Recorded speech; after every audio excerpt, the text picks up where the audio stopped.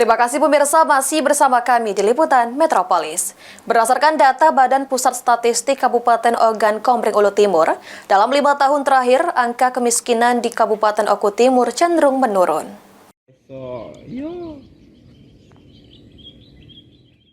Berdasarkan data survei yang dihimpun oleh Badan Pusat Statistik atau BPS Kabupaten Ogan Komering Ulu Timur, dalam 5 tahun terakhir, angka kemiskinan di Kabupaten Oku Timur cenderung menurun.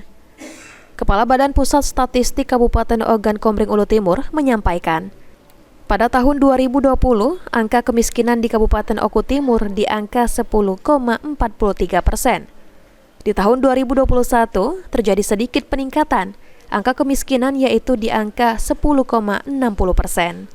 Pada tahun 2022, kembali menurun di angka 10,05%.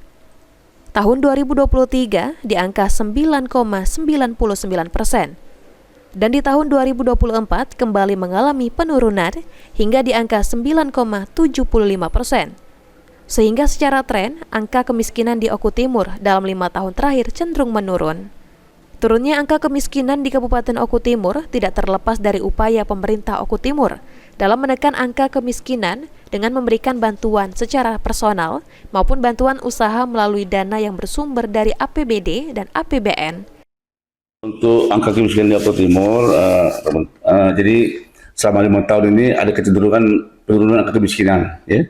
Pertama di tahun 2020 itu sempat di angka 10,43%, namun di 2021 sempat naik sedikit 10,60%. Nah sejak 2021 itu sampai ke 2024 kecenderungan terus menurun secara signifikan ya.